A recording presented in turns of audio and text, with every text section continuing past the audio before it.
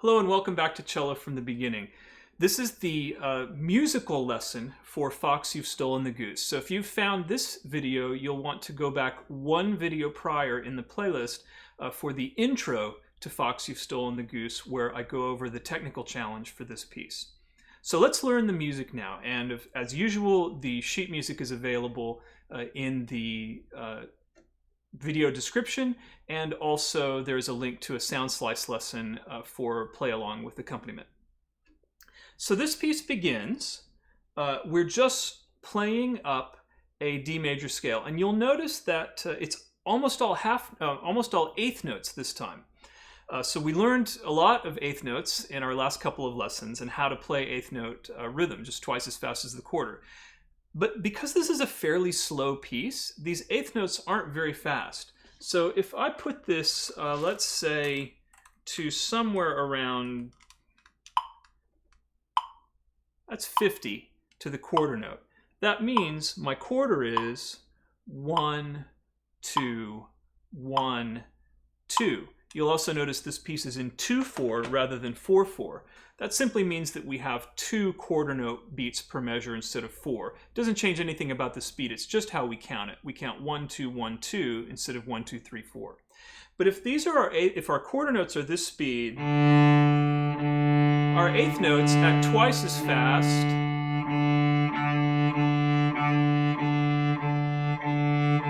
are still not very fast. So it's just relative. So eighth notes don't necessarily mean fast. They simply mean twice as fast as the quarter notes. So if you have a very slow quarter note beat, your eighth notes won't be very fast. If you have a faster quarter note beat, your eighth notes may be very fast indeed. But we're going to go under tempo right now, just to practice the actual notes of the piece. So we start with part of a D major scale. We play D, 1, 3, 4. That's the first measure. We can do that all day. Very easy. D, 1, 3, 4. Look at the second measure. It's just open A's. A. 4 A's. Very easy. Let's put those together. Ready, and D, 1, 3, 4, A. Okay, look what's next. That should be very familiar by now. That was our technical challenge that we spent the entire last lesson learning. So that's our third measure, is our technical challenge. So if we get that, then we've got this whole first line. So let's try it together. Ready, and D, 1, 3, 4, A. Here it comes. 1, 4, 4, 1, A, long rest. Quarter rest, quarter note, quarter rest. That's our first line. Let's go a little faster. One more time. 1, 2, ready, play.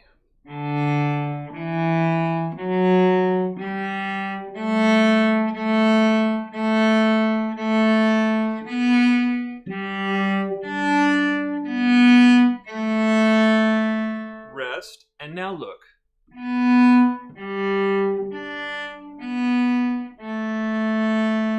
There's our technical challenge, but starting up bow, which is why I told you to practice it up bow in the last lesson. So there's one other thing we need to notice here. At the beginning of the piece, you see some letters underneath the first open D. MF, which stands for mezzo forte, or medium loud. Then in the second line, you see a P for piano, or soft. And then back to mezzo forte. The effect of this is the first time we play our technical challenge, we're louder. Now we go quiet. It's like an echo. And I'm just accomplishing that by using less pressure and a little less bow. Side to side. Same notes don't go any slower. I'm just adjusting my volume using pressure. So that gives us that echo effect. That's actually the first 6 measures that we've now learned, and that's the whole first figure. The measures 7 to 14 are the second half of the piece and a different idea. So let's try this a little bit more, and let's see if we can move into something closer to a let's do it once at 50. If you can't make it, that's okay. Let's just try it once at 50. So our 8th notes, 1 and 2 and, like this. That's a pretty big jump from what we've just played, but you may be ready for it. Let's try it and see what happens.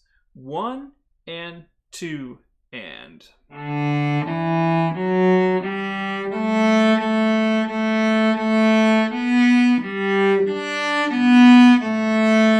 Rest, now quiet. Rest. Okay, if you had trouble with that, if it was too fast, just find a speed to practice between the very slow speed that we started at and this finished tempo speed. If you're comfortable with this, if you can play all those things at speed, then you're ready to go on. There's no reason to practice it slower. If you can play it well at the goal tempo, then we don't need to slow down. You might find some things that you can just already play at tempo because of other work that we've already done, and that would be great. But never feel bad about having to slow down a little bit to work on it, because we're always going to learn better if we go a little slower and make sure that everything is cooperating, our left hand and right hand, and our brain is able to keep up. So let's look now at the second half of this piece, bars 7 through 14. So let me play it once for you. So here's the first bar, starting at bar 7.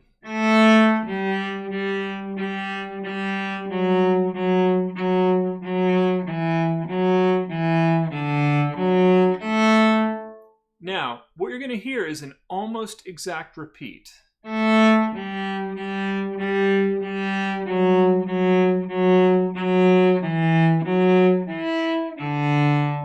What's the difference? The difference is in the 4th measure of each set. The first time we have this little figure, D, 3, A, lift for another down bow. The second time we just end, long D, D, off.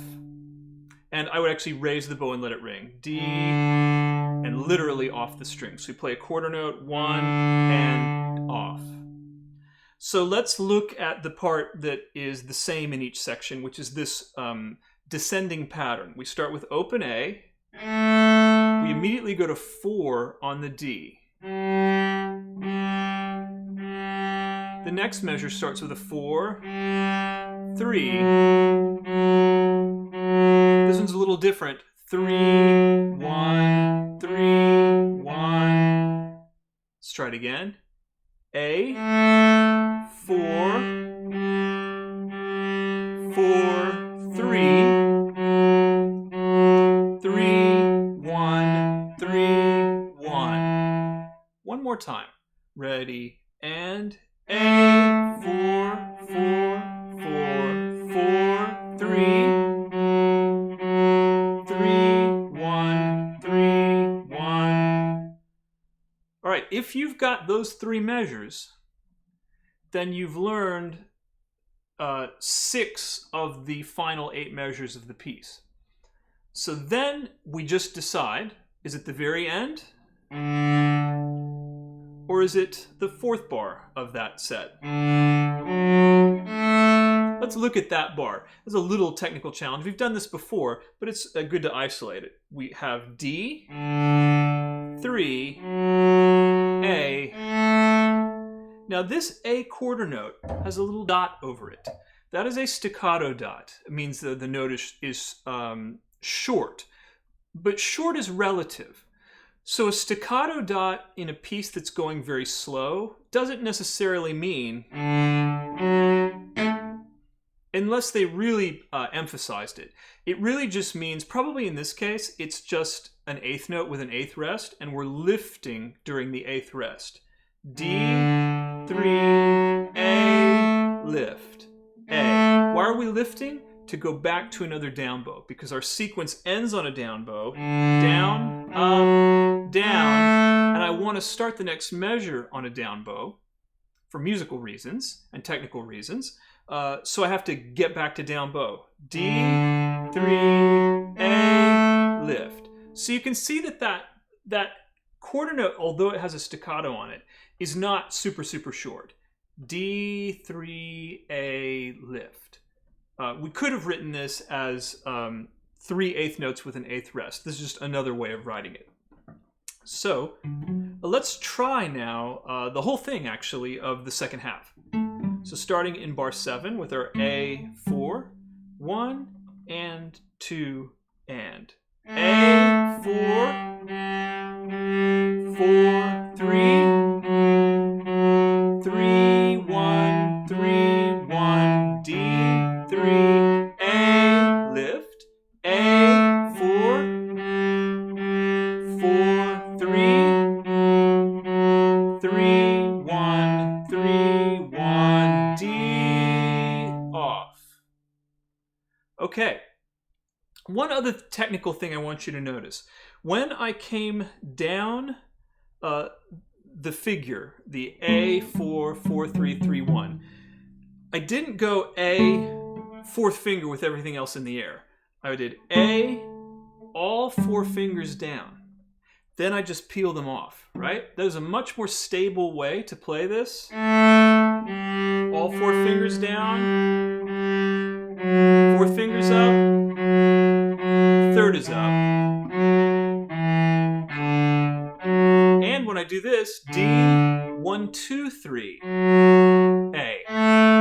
Right? Not D3 like that with everything else flying in the air. D3, A. Here it is again. A, all 4.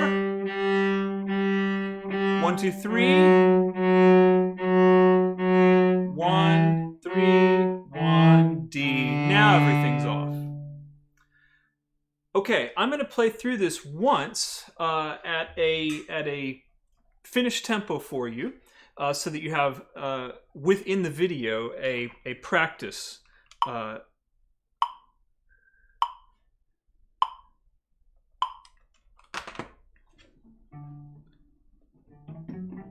Here we go. 1 and 2 and.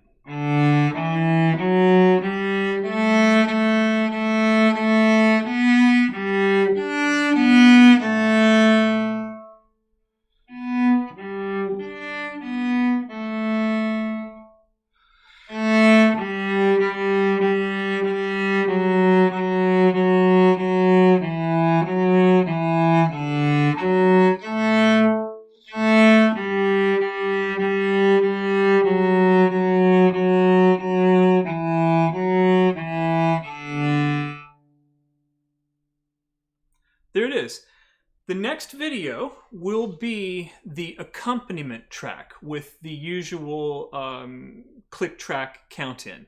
And so you'll be ready to play. As soon as you've got this down, you'll be ready to go right to the next video and play along with the backing track.